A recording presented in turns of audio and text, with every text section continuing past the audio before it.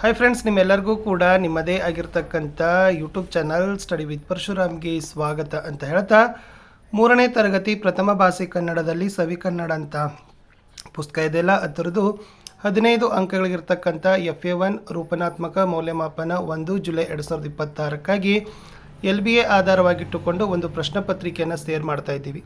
So Kannada ಮಾಧ್ಯಮ ಮತ್ತು ಬೈಲಿಂಗ್ವಲಲ್ಲಿ available ಮಾಡ್ತಾರೆ. ಸೊ ಯಾರಿಗೆಲ್ಲ PDF ಬೇಕನ್ನೋರು 9964050759ಗೆ ವಾಟ್ಸಪ್ಪಲ್ಲಿ ಮೆಸೇಜ್ ಮಾಡಿ ಅವುಗಳನ್ನು ಬೈ ಮಾಡ್ಬೋದು. ಇದು ಕನ್ನಡ ಇದೆ, ಇಂಗ್ಲೀಷ್ ಪರಿಸರ ಗಣಿತ ಮತ್ತು ಬೈಲ್ಯಾಂಗ್ವಲ್ EVS, ಮ್ಯಾಥ್ಸು ಮತ್ತು ಸಂತೂರ್ ಅಂತಕ್ಕಂಥ ಟೆಕ್ಸ್ಟ್ ಬುಕ್ ಟೈಟಲ್ ಕ್ವಶನ್ ಪೇಪರ್ಗಳನ್ನು ಶಾರ್ಟ್ಲಿ ಅಪ್ಲೋಡ್ ಮಾಡ್ತೀವಿ. ಸೊ ಒಟ್ಟು 20% ಸಿಲೆಬಸ್ ಮುಗಿಬೇಕು. ಜೂನ್ನಲ್ಲಿ 5%, ಜುಲೈದಲ್ಲಿ 15%. ತುತ್ತೂರಿಗೆ 5 ಅಂಕ 4 ಪ್ರಶ್ನೆ, ನನ್ನ ಕನಸು 5 ಅಂಕ 4 ಪ್ರಶ್ನೆ, ಸ್ವಾತಂತ್ರ್ಯ ದಿನಾಚರಣೆ 5 ಅಂಕ 4 ಪ್ರಶ್ನೆ. ಒಟ್ಟು ಕ್ವಶನ್ ಪೇಪರಲ್ಲಿರೋದು 15 ಅಂಕ 12 ಪ್ರಶ್ನೆಗಳ ಬಳಕೆಗಳನ್ನು ಮಾಡಿದ್ದೀವಿ. ಸೊ ದಯಮಾಡಿ ಲೈಕ್, ಶೇರ್ ಮತ್ತು ಸಬ್ಸ್ಕ್ರೈಬ್ ಮಾಡೋದನ್ನು ಮಾತ್ರ ಮರೆಯದಿರಿ. ಉದ್ದಿಷ್ಟವಾರು ಅಂಕ ಹಂಚಿಕೆಗಳನ್ನು ನೋಡೋದಾದರೆ, ಅರಿವಿಗೆ 6 ಅಂಕ, ಗ್ರಹಿಕೆಗೆ 6 ಅಂಕ, ಅಭಿವ್ಯಕ್ತಿಗೆ 3 ಅಂಕ, ಒಟ್ಟು 15 ಅಂಕದ ಒಂದು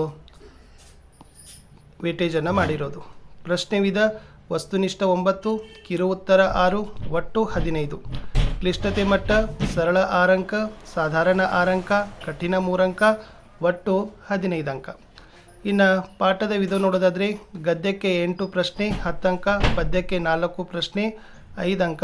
ಸೊ ಒಟ್ಟು ಪ್ರಶ್ನೆಗಳನ್ನು ಬಳಕೆ ಮಾಡಿರೋದು 12 ಬಳಕೆ ಮಾಡಿದ್ದೀವಿ. ಸೊ 15 ಅಂಕಗಳಿಗಾಗಿ ಇರೋದು. ಇನ್ನು ಅಂಕ ವಿತರಣೆ ನೋಡ್ಕೊಂಡು ಬನ್ನಿ. ತುತ್ತೂರಿ ಅಂತಕ್ಕಂಥ ಪದ್ಯಪಾಠಕ್ಕೆ 1 ಅಂಕದ 3, 2 ಅಂಕದ 1, ಒಟ್ಟು 4 ಪ್ರಶ್ನೆ 5 ಅಂಕ. ನನ್ನ ಕನಸು 3 1 ಅಂಕದ್ದು, 2 ಅಂಕದ 1, 4 ಪ್ರಶ್ನೆ 5 ಅಂಕ. ಸ್ವಾತಂತ್ರ್ಯ ದಿನಾಚರಣೆ 1 ಅಂಕದ 3, 2 ಅಂಕದ 1, 4 ಪ್ರಶ್ನೆ 5 ಅಂಕ. ಈ ಪ್ರಶ್ನೆ ಪತ್ರಿಕೆಯಲ್ಲಿ ಬಳಕೆ ಮಾಡಿರೋದು 1 ಅಂಕದ 9 ಇದ್ದಾವೆ, 2 ಅಂಕದ 3 ಇದ್ದಾವೆ, ಒಟ್ಟು ಪ್ರಶ್ನೆ 12 ಇದ್ದಾವೆ. ಸೊ ಒಟ್ಟು ಅಂಕಗಳು 15 ಇರೋದು.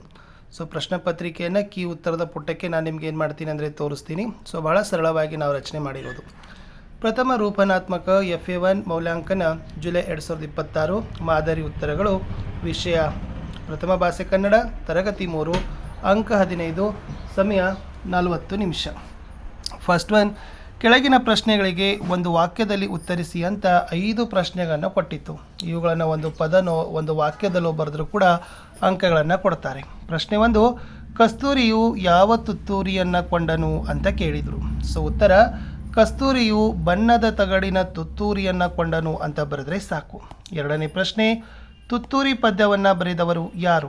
ಉತ್ತರ: ತುತ್ತೂರಿ ಪದ್ಯವನ್ನು ಬರೆದವರು GP ರಾಜರತ್ನಂ. ಪ್ರಶ್ನೆ 3: ಕಾಡಿಗೆ ಮರ ಕಡಿಯಲು ಬಂದವರು ಯಾರು? ಕಾಡಿಗೆ ಮರ ಕಡಿಯಲು ಬಂದವರು ಮಾನವ. ಪ್ರಶ್ನೆ 4: ಯಾವ ಪ್ರಾಣಿಯು ಮಾನವನನ್ನು ಅವಿವೇಕಿ ಎಂದು ಹೇಳಿತು?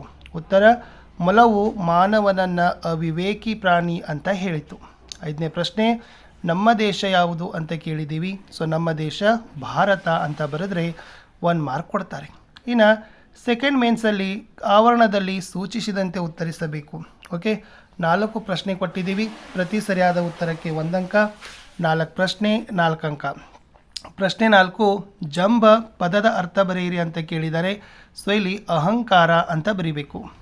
7ನೇ ಪ್ರಶ್ನೆ: ಮುಂಜಾನೆ ವಿರುದ್ಧಾರ್ಥಕ ಪದ ಬರೀಬೇಕು ಅಂತ ಕೇಳಿದರು. So the right answer is ಸಂಜೆ. ಪ್ರಶ್ನೆ 8: ಶಿಸ್ತು ಸ್ವಂತ ವಾಕ್ಯದಲ್ಲಿ ಉಪಯೋಗಿಸಿ ಅಂತ ಕೇಳಿದ್ದಾರೆ. ಶಾಲೆಯಲ್ಲಿ ವಿದ್ಯಾರ್ಥಿಗಳು ಶಿಸ್ತಿನಿಂದ ವರ್ತಿಸ್ತಾರೆ ಅಂತ ಬರೆದ್ರೆ ಉತ್ತರ ಕಂಪ್ಲೀಟ್ ಆಗ್ತದೆ. 9: ತುತ್ತೂರಿ ಪ್ರಾಸಪದ ಬರೆಯಿರಿ ಅಂತ ಕೇಳಿದರು. ಕಸ್ತೂರಿ ಅಂತ ಏನಾಗ್ತದಪ್ಪ ಅಂದರೆ ಬರಿಬೇಕು. ಇಷ್ಟು 1 ಅಂಕದ ಪ್ರಶ್ನೆಗಳನ್ನ ಬಳಕೆ ಮಾಡಿದ್ದೀವಿ. ತುಂಬ ಸರಳ ಇದ್ದಾವೆ. ಇನ್ನು 2 ಅಂಕದ 2 ಪ್ರಶ್ನೆ ಇತ್ತು. ಪ್ರಶ್ನೆ 10: ರಾಜ ಕಂಡ ಕನಸೇನು? ಉತ್ತರ: ಕಾಡಿನಲ್ಲಿ ಪ್ರಾಣಿಗಳೆಲ್ಲ ಸೇರಿ ಮರ ಕಡಿಯಲು ಹೋದ ಮನುಷ್ಯನ ಮನಃ ಪರಿವರ್ತನೆ ಮಾಡಿದ ಕನಸು ರಾಜನಿಗೆ ಬಿತ್ತು ಅಂತ ಇತ್ತು. ಇನ್ನು ಪ್ರಶ್ನೆ 11: ನಿಮ್ಮ ಶಾಲೆಯಲ್ಲಿ ಆಚರಿಸುವ ದಿನಾಚರಣೆಗಳನ್ನು ಪಟ್ಟಿ ಮಾಡಿ ಅಂತ ಕೇಳಿದ್ದಾರೆ.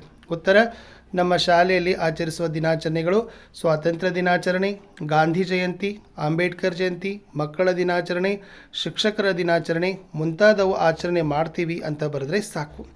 ಇನ್ನು ಪದ್ಯ ಪೂರ್ಣ ಮಾಡಲಿಕ್ಕೆ ಒಂದು ಪ್ರಶ್ನೆ ಕೇಳಿತ್ತು. ಇದು ಲಾಸ್ಟ್ ಇದೆ ನೋಡಿ. ಅದು ಬಣ್ಣದದಿಂದ ಹಿಡಿದು ಊದಿದನುವರೆಗೆ ಬರೀಬೇಕು. ಬಣ್ಣದ ತಗಡಿನ ತುತ್ತೂರಿ ಕಾಸಿಗೆ ಕೊಂಡನು ಕಸ್ತೂರಿ ಸರಿಗಮ ಪದನಿಸ ಊದಿದನು ಸನಿದಪ ಮಗರಿಸ ಊದಿದನು. ಇಷ್ಟು ಬರೆದ್ರೆ ನಿಮಗೆ ಏನಾಗ್ತದಪ್ಪ ಅಂದ್ರೆ ಅಂಕಗಳನ್ನು ಕೊಡ್ತಕ್ಕಂಥ ಒಂದು ಮಾದರಿ ಪ್ರಶ್ನೆ ಪತ್ರಿಕೆ ಕೊಟ್ಟಿದ್ದೆ. ಲೈಕ್, ಶೇರ್ ಮತ್ತು ಸಬ್ಸ್ಕ್ರೈಬ್ ಮಾಡೋದನ್ನು ಮಾತ್ರ ಮರೆಯದಿರಿ.